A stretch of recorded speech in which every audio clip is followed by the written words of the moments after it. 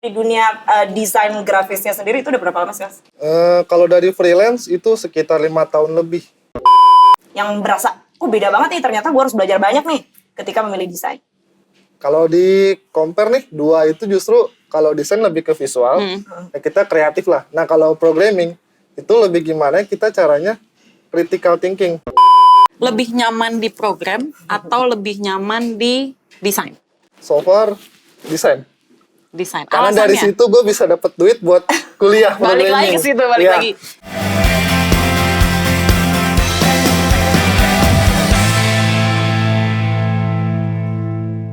Hai semua, kembali lagi bersama kita di obrolan jam Kantor, ada Grace di sini. dan ada Debbie di sini. Yes, hari ini kita udah kayak ini ya, keluarga Teletubbies. Betul sekali. Ijo dan juga Merah. Dipsy dan juga Lala, bener gak sih? Lala dan Lala, oke.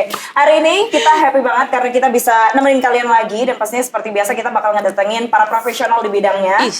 Yang pasti bakal ngulik banyak hal seputar kehidupan mereka. Nggak ding, seputar pekerjaan mereka. Pekerjaan. Gitu. Nah hari ini kebetulan kita kedatangan Siapa nih, ayo? siapa ya? Tapi sebentar dulu Kak Debbie, sebelum Apa kita ke situ. tuh? Ya Kak Debbie, pernah nggak sih akhir-akhir ini ngelihat postingan-postingan orang kayak desain-desain orang tuh, apa yang menurut Kak Debbie menarik dari desain orang? Pertama, warna. Itu harus pinter banget untuk bermain warna. Terus yang kedua, dari secara tulisan juga. Kan sekarang banyak banget ya font-font gemes gitu. Jadi Oh, itu juga menarik buat Oke, aku. jadi dua hal itu kalau menurut Kak Debbie ya. Sama sih sebenarnya, aku juga kalau ngelihat gambar, untuk aku yang nggak ngerti apa-apa, emang ngelihat ke warnanya gitu ya. Sama lebih berantakan kalau aku lebih suka gitu. Ih, betul. Kayak, ini apa sih berantakan, tapi jadi mau nggak mau kita baca dong. Iya, gitu. Cuman sebenarnya gini guys, obrolan kita ini adalah seperti obrolan orang kosong ya, karena kita sebenarnya emang nggak ngerti soal desain, makanya hari ini kita ngedatengin Mas Fikri. Lebih tempatnya namanya Alif Fikri, betul? Ya, betul. Di sini sebagai apa? Graphic designer. Sudah berapa lama? 1,5 tahun lah ada. Oh, oke 1,5 lah, tahun. 1 tahun. Berasa lagi di sidang ya. Pertanyaannya Langsung ketus. 1,5 tahun itu di sini, tapi untuk di dunia desain grafisnya sendiri itu udah berapa lama sih, Mas?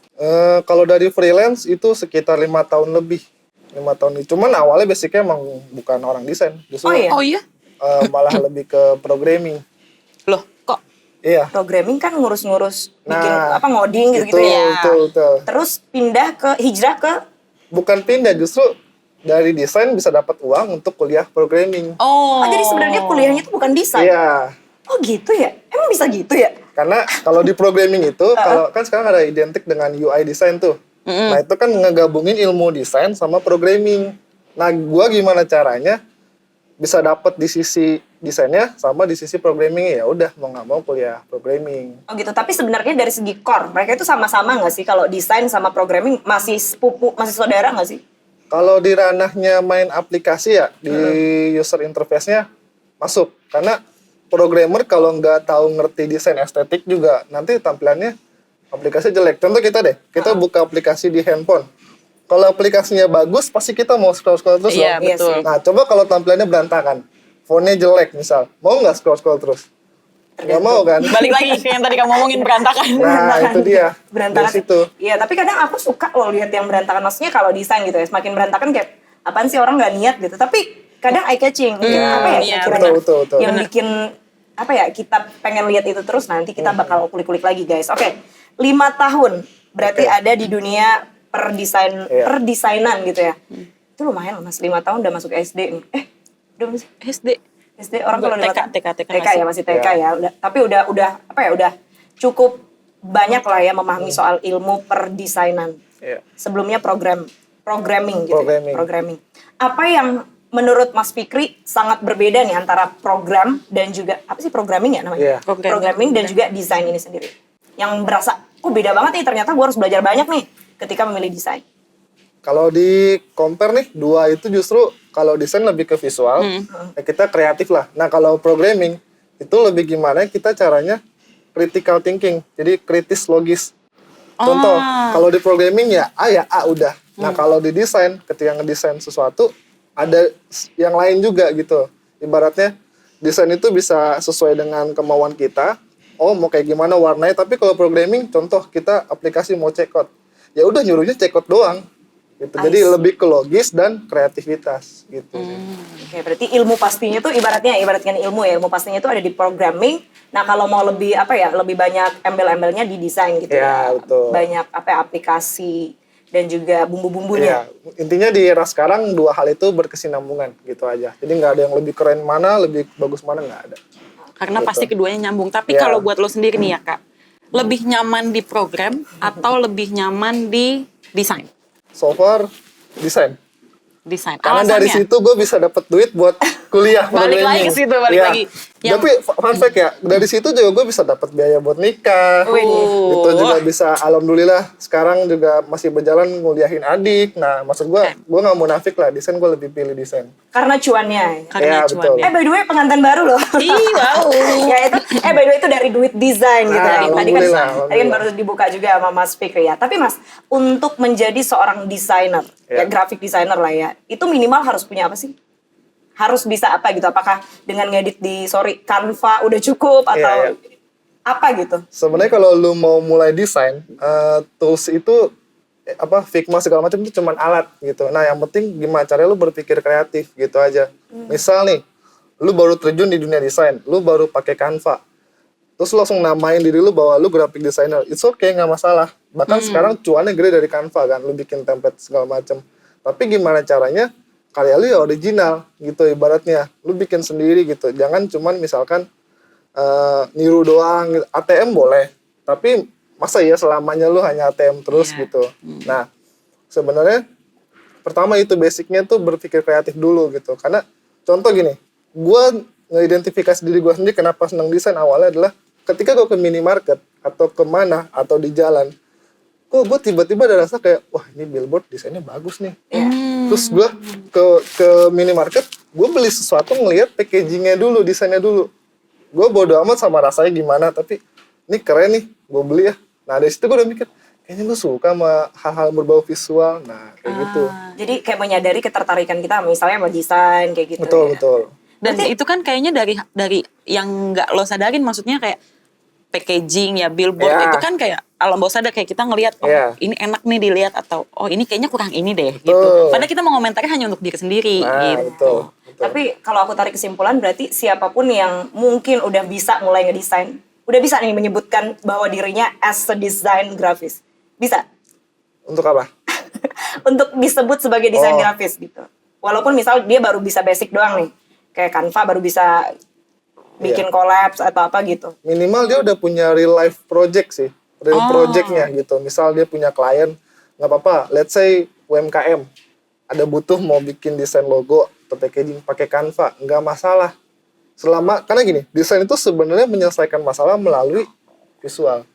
Contoh, kalian mau jual produk nih, apa gitu kan. Kalau cuma kata-kata doang, kalimat doang, by ucapan gitu, orang nggak akan inget bahwa ini brand kita loh, ini produk kita, ini jasa kita. Tapi kalau kita implementasikan itu ke visual, ada logo, ada warna, ada typography, orang langsung inget, oh ini brandnya si Fikri nih, oh ini brandnya Grace nih, Iya, gitu. benar. Gitu Jadi sih. gimana caranya desain kita diingat sama orang melalui kata-kata, Ya. entah warna Ya. atau apalah, itu yang penting kreatif gitu Iya. ya. Kreatif. oke. Dan tes desain itu akan berkembang sendiri seiring dia sering megang, misal sering dapat project, sering ngerjain apa tuh, tes desainnya bakal berkembang. Jam terbang. Iya, Jam betul. terbangnya juga ngaruh. Sangat ngebantu gitu ya. Jadi sambil belajar sambil kita ngulik ternyata kita dapat ilmu juga. Iya, betul. Kak, lo ngerasa gak sih kalau menjadi anak desain ini, yang aku pikirin ya, menjadi anak desain tuh bebas. Maksudnya bebas, lo bisa mengekspresikan apapun yang ada di otak lo menjadi suatu desain. Oke. Bener gak sih kayak gitu? Ada betulnya dan enggaknya. Gimana tuh? Betulnya dulu deh. Betulnya dulu. Misal tadi memvisualisasikan apa-apa untuk desain gitu ya misalnya. Kalau gue biasanya, gue pribadi ngambil contoh kasus ya. Misal gue lagi ngeliat di luar tuh ada suatu desain banner. Ini menurut gue kok kayaknya susah dibaca ya. Atau misal gue pernah sebel banget, malah pernah marah banget, ada banner. Ini backgroundnya kuning, tulisannya putih. Coba kalian tes dah, bikin di manapun, background kuning, tulisan putih, itu nyakitin mata kan. Oke. Kalau gue lebih tipikal adalah, gue agak terganggu dengan desain-desain atau visual yang ini nggak harus begini nih sebenarnya gini-gini. Kalau gue pribadi kesana kayak gitu. Tapi Tapi bukan berarti salah ya, maksudnya Bukan, kan taste bukan. orang pasti Nah, beda-beda itu ya. dia, Balik iya. lagi bukan berarti salah, hanya beda pendapat aja. Betul. Karena kalau menurut gue, ketika kalian mau terjun ke dunia desain, paling penting itu kalian tahu dulu deh desain itu untuk apa sih, Yes, gitu. that's Betul. the point. Nah, kalau kita udah tahu nih desain untuk apa, sekarang caranya untuk mengkomunikasikan nih. Kan seorang desain grafis yang aku baca ya Mas, Iya. karena aku juga nggak tahu nih. Seorang desain grafis tuh dia mengkomunikasikan ke dalam bentuk gambar. Ya, visual. Message ke dalam bentuk gambar supaya orang lebih mudah mengerti. Prosesnya gimana sih Mas? Proses kreatifnya untuk apa ya? Menjadikan itu sebagai materi yang bisa dikonsumsi semua orang gitu. Proses kreatif. Proses kreatifnya. Oke. Ini kadang beda-beda studi kasus ya. Misal kalau di logo deh. Berat nih guys. Di logo deh. Studi kasus nih, Iya. kita ngomongin studi case. Sudah studi Karena kasus. kadang logo, semua merek pasti punya logo, betul Benar. kan? Kalau logo biasanya gua dari awal itu pertama dari brief dulu. Oke, brief dulu. Misal nih, kalian let's say Des mau bikin bisnis di bidang makanan. Gue tahu dulu nih makanannya apa, ya kan? Produknya apa aja. Nah, terus saingannya siapa? Target marketnya siapa? Nah, dari situ biasanya kan gue punya form sendiri nih kalau gue ke klien. Nah, dari situ gue bisa identifikasi, oke, gini, barulah mulai proses sketsa. Nah, sketsa. Jadi, nah biasanya, sebelum sketsa ada mood board dulu. Mood Apa lagi itu? Nah, mood board ini contoh. Misalnya ya, Grace makanan tadi, bisnisnya UMKM ya. Oke. Nah, biasanya makanan, kalau tanpa kalian sadari, kebanyakan warnanya adalah merah, kuning, dan oranye. Betul. Iya. Nggak usah jauh-jauh pecel lele. Oh iya, iya. Iya kan? Ininya Masa kuning. jauh brand besar, KFC, McD. Ya, Ya merah, mostly merah sih. Iya, kenapa? Ya karena pertama, merah itu bikin nafsu makan kita lebih sinergi, lebih ini banget, lebih kayak, nafsu makannya pengen inilah, kayak gitu. Nah, itu dikumpulin tuh, warna-warna untuk makanan apa, gitu di mood board. Nah, terus kita contoh buka Pinterest. Siapa sih bisa nggak tahu Pinterest, ya kan? Kita cari nih logo-logo yang berkaitan, yang udah pernah ada dibuat sama orang, gitu. Nah, seketika udah kita jadi mood board, baru kita sketsa. Nah, dari sketsa kasar, ketika udah, kita tanya ke klien, dari sketsa mau milih yang mana nih? Sketsa yang udah kita buat, biasanya 2-3 opsi. Dari situ baru kita proses, desain, sampai pada akhirnya ke proses visual branding. Kayak gitu.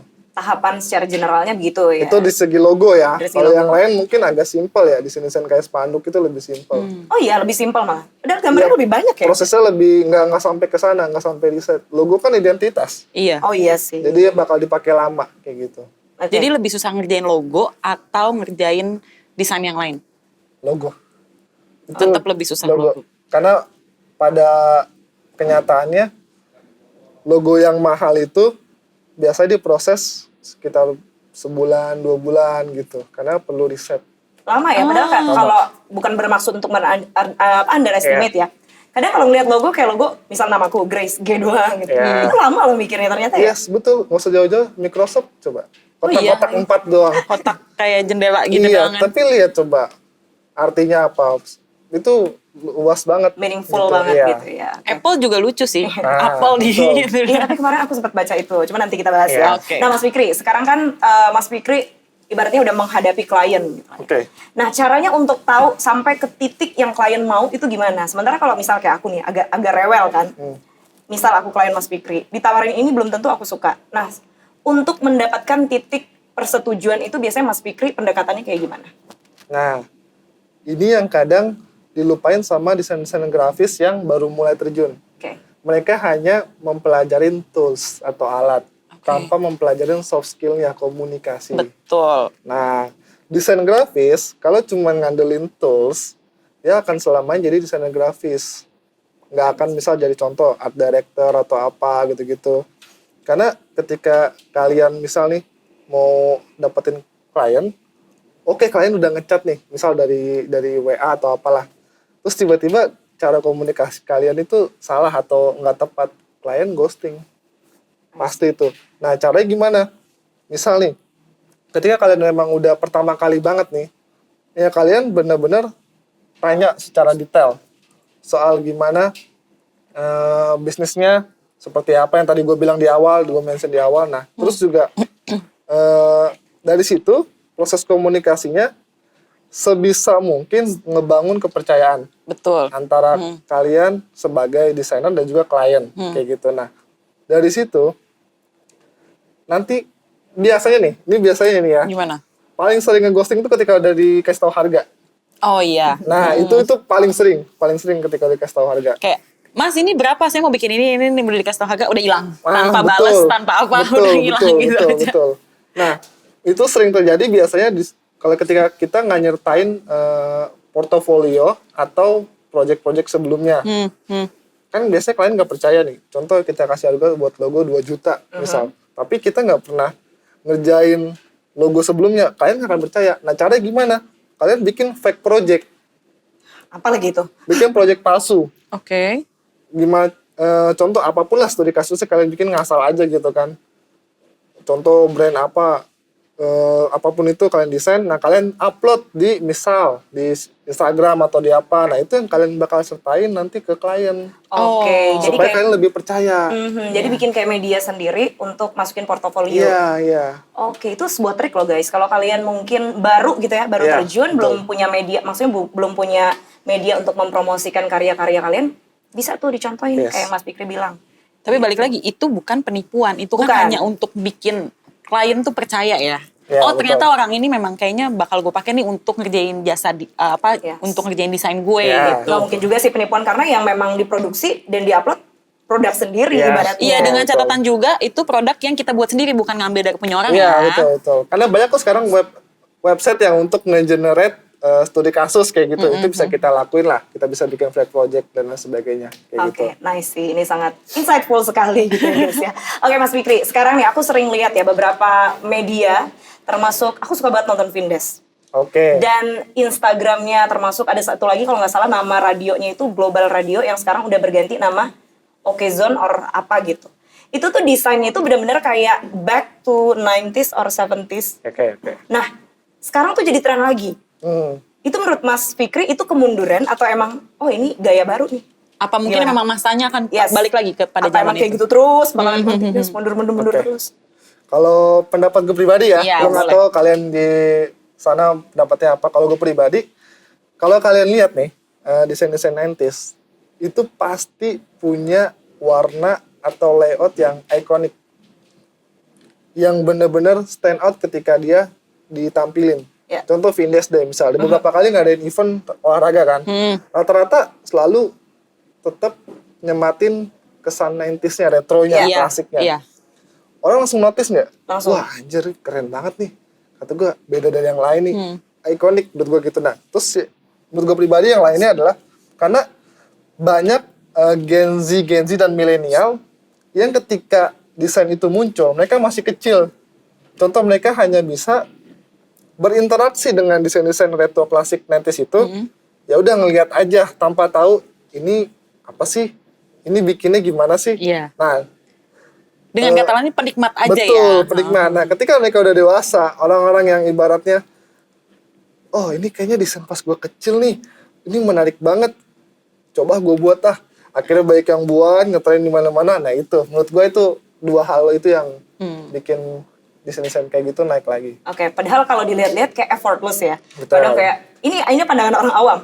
Fontnya gede doang, Betul. terus kayak cuma naruhin kalau kayak Vindes bulu tangkis kalau nggak Iya, salah iya, kayak iya. logo bola Benar, doang, tapi iya. kok eye catching sekali gitu. Betul. Itu karena emang medianya udah gede atau emang Pengaruh dari desain ya juga. pengaruh dari desain juga? Kalau menurut gue, tanpa kita ini, pasti dua-duanya lah.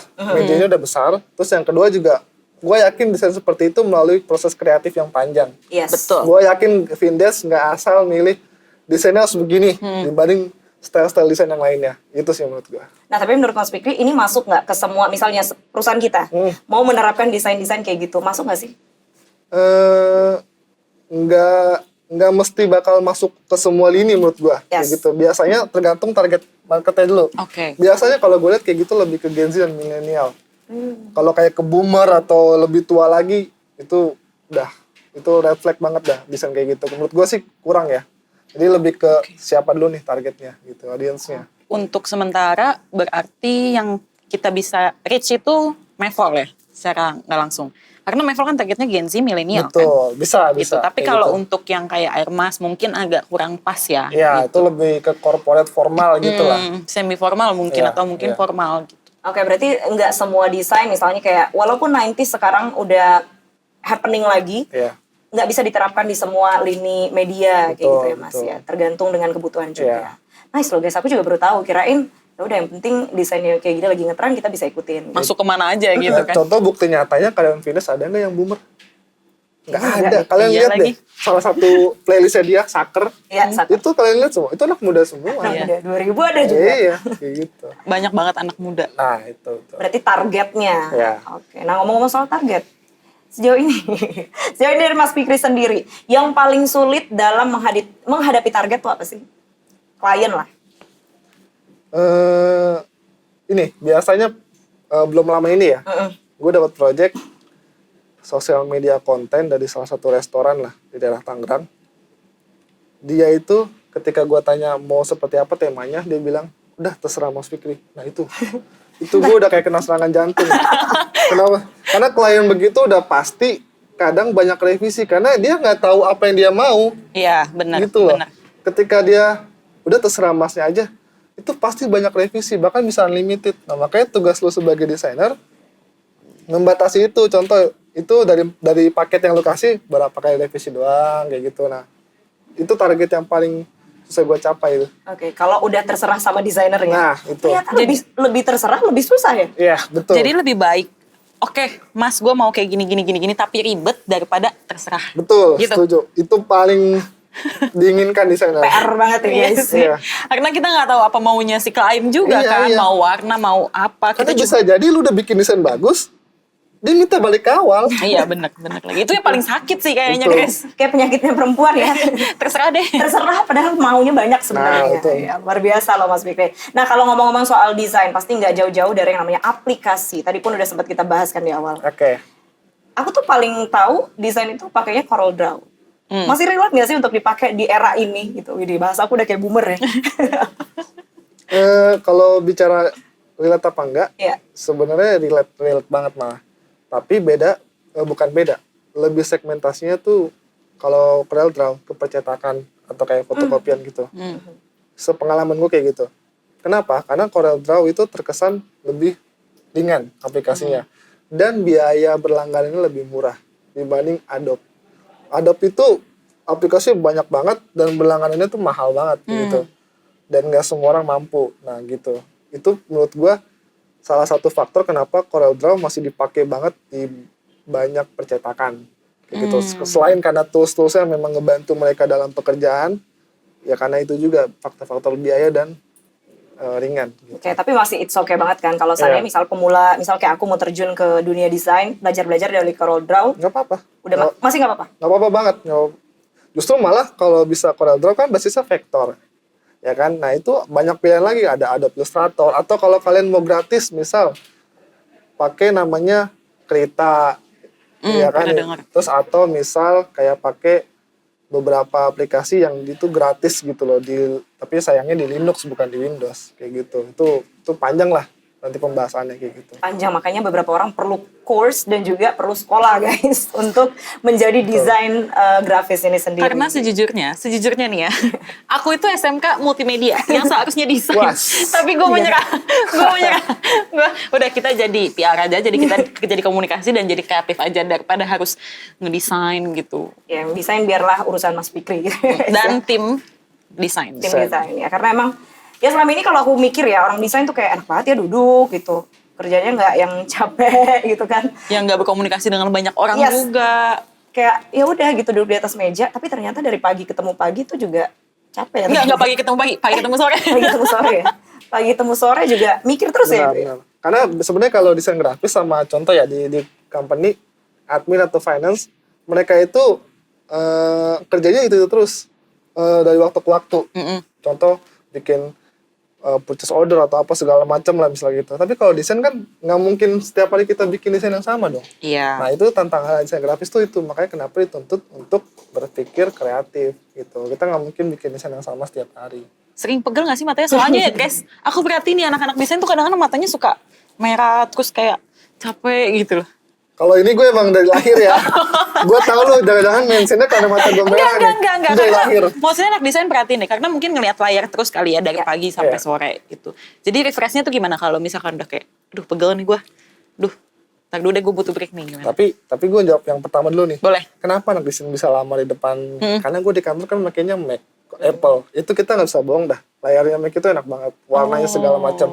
Coba kalau kalian pakai monitor yang ibaratnya, mohon maaf, yang di bawah 1 juta gitu, gini, perih mata kalian. Oh, itu ngaruh ya? Dari device pun itu ngaruh, kualitas device. Aku baru tahu loh. Semakin Ya, mahal layar, ya pasti kan.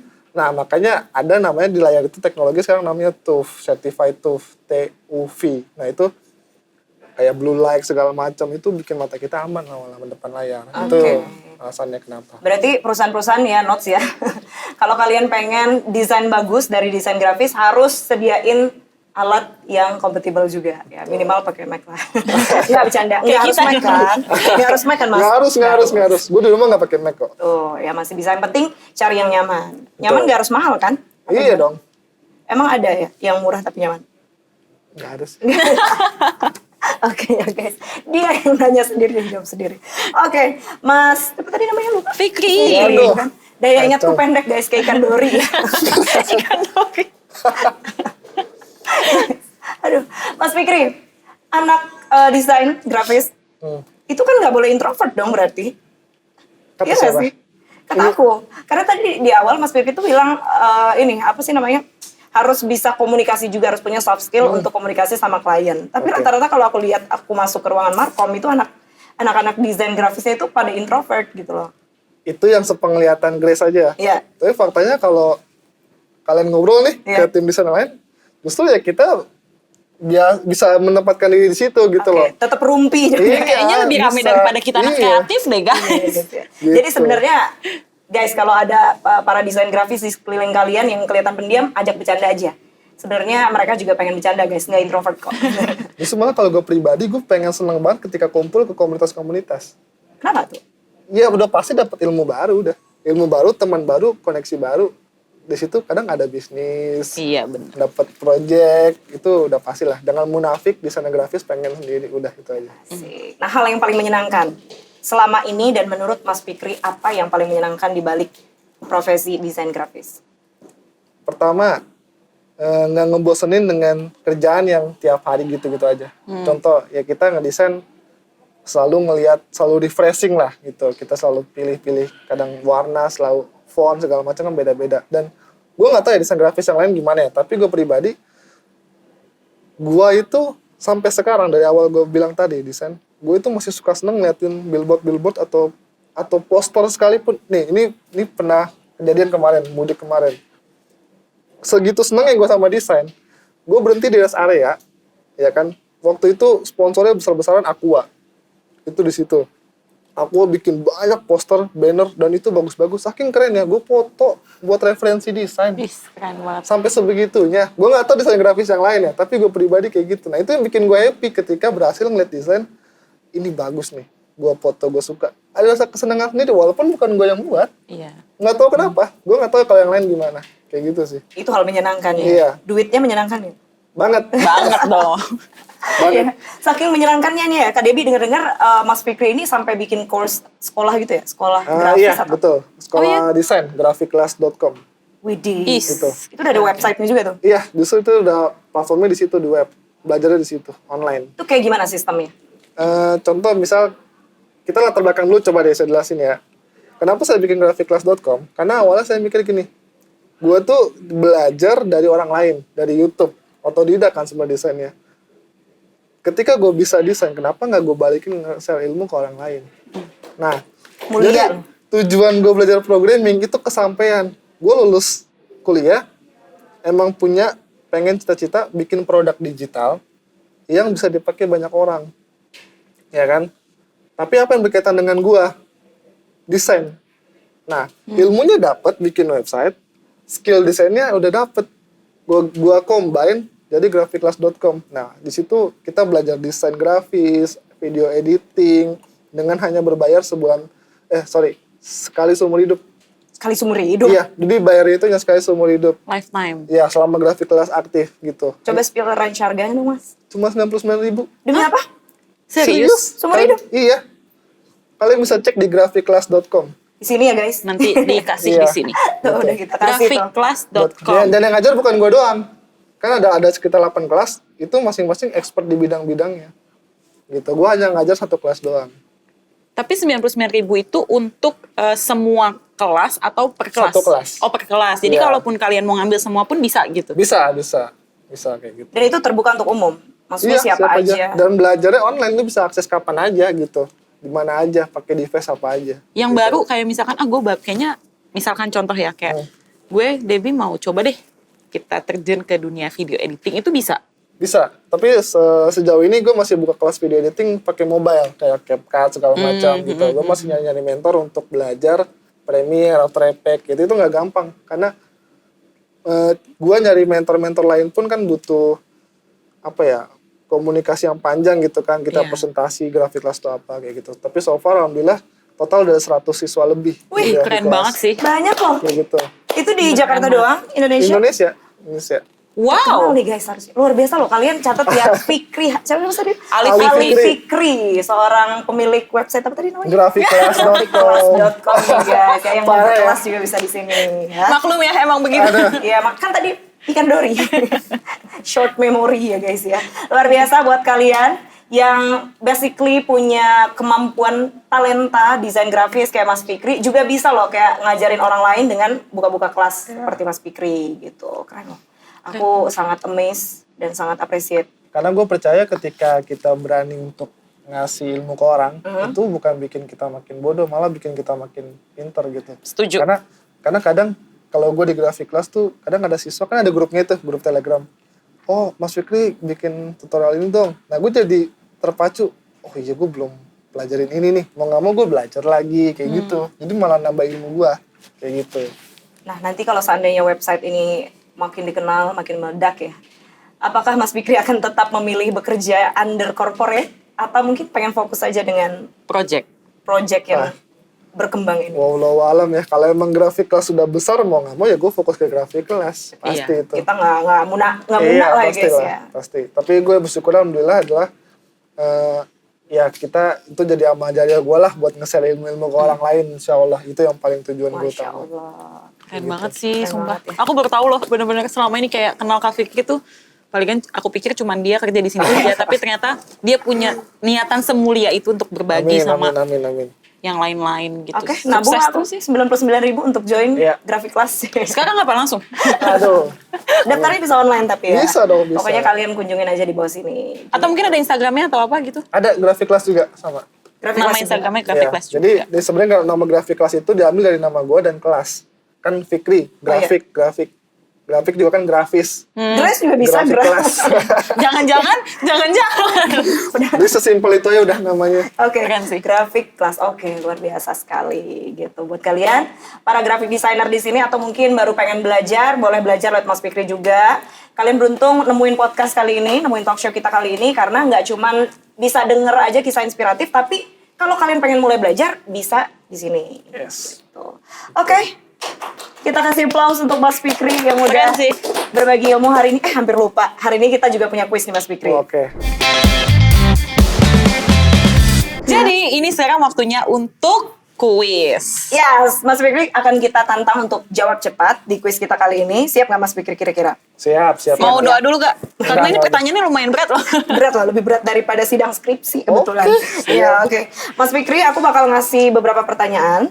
Mas Fikri hanya perlu lihat kamera dan jawab cepat. Oke. Dan kasih alasan kenapa memilih jawaban itu. Oke. Siap? Siap. Gak boleh Oke. lebih dari 3 detik ya. Oke. Oke, yang pertama. Mas Fikri, pilih ngelarin desain tapi harus lembur atau ngelarin desain saat weekend? Ngelarin desain saat lembur. Ngelarin desain lembur. Apa tuh? Karena gue udah berkeluarga, gue pengen weekend itu jadi waktu momen berharga untuk keluarga. Is. Lembur ya, walaupun nggak dibayar nggak apa nih. Wah, itu bikin mikir lagi sih. Berarti masih bisa di ini ya? Belok Masih bisa lah. belok. Iya. Apa? Belok. Apa sih namanya? Fleksibel lah, fleksibel. Lebih fleksibel lah ya. Oke, yang kedua siap? Lihat kamera. Ya. Dibayar mahal tapi desainnya ribet atau dibayar cukup tapi desain sesuai kreativitas sendiri? Dibayar mahal tapi desain ribet. Berani ngambil tantangan. Iya. Kenapa gitu? Karena udah berkeluarga butuh banyak duit. Ah bener. Realistis Iya. guys. Udah, Betul. sekarang itu aja lah udah intinya. Iya. Sama Betul. sih. Buat beli skincare istri. Aduh. buat beli skincare istri, Betul. terus ngisi bensin, gitu-gitu ya Mas Betul, ya. Atau Check out Shopee-nya istri juga belum. Yes, Betul, benar betul. banget. Oke, jadi lebih realistis, pilih dibayar mahal tapi desainnya ribet. Iya. Oke. Terakhir nih Mas Fikri, Oke. lebih pilih belajar aplikasi baru, update, atau aplikasi lama tapi lebih nyaman? Aplikasi baru tapi update. Nggak mau nih sama yang lama? Tetap dipakai. Karena buat gua kalau lu nggak ngikutin tren, ya udah kalah sama yang lain. Kalah Gitu sama aja. yang lain. Udah simple gitu. Apalagi sekarang udah banyak generasi-generasi baru betul, ya. Betul. Jadi harus keep in the trend dengan, ya kalau ada aplikasi baru kita coba walaupun agak sedikit ribet. Betul. Itu sangat-sangat inspiratif sekali ya Kadang guys jadi ya. generalis penting, jadi spesialis juga penting. Jadi jangan pilih salah satu lah, kalau bisa dua-duanya aja. Oke, kita gas dua-duanya. Iya. Oke, Mas Fikri sebelum kita close hari ini mungkin ada yang pengen disampaikan buat teman-teman desain grafis yang udah berkecimpung lama tapi belum ada apa ya peningkatan dari segi apapun atau mungkin buat teman-teman yang baru nyebur nih ke dunia desain grafis ini. Iya. Kalau gue sih kesimpulannya simple ya. Kalau buat yang baru belajar atau yang udah lama, lebih baik ikutin terus tren atau perkembangan desain, belajar terus, banyak tools-tools yang kita bahkan belum pernah tahu. Karena prinsip gue gini, semakin lu belajar, semakin lu ngerasa lebih bego dari sebelumnya. Berarti nggak usah belajar. Terus semakin lu belajar nih, lu semakin ngerasa, oh ternyata selama ini gue kurang gitu. Oke, jadi kita menyadari bahwa oh bagus nih gue belajar jadi gue tahu banyak hal. Iya, jadi banyak tahu hal tuh. Oke, jadi itu pesan-pesan dari Iya, Mas simple Fikri gitu aja. Simple banget. Oke deh kalau gitu Kak. Lo keren banget sih, sumpah gue akuin. Thank you. Keren banget punya website sendiri bisa ngajar, itu sih yang gue amazed banget sih guys, bener-bener. Iya, dan ternyata itulah kisah di balik desain grafis, nggak gampang tapi nggak yang susah-susah banget sampai nggak bisa dipelajari ya guys ya. So, makasih Mas Fikri. Thank you so much. Sama-sama. Hari ini kesediaannya udah jadi guest star kita. Ternyata udah menjelaskan banyak hal terkait dengan desain grafis. Semoga video ini sampai ke teman-teman dan bermanfaat untuk kalian Amin. semua. Akhir kata kita mau pamit, Mas Fikri pamit, Oke. Grace pamit. Dewi pamit. Sampai jumpa di obrolan jam kantor selanjutnya. Bye-bye.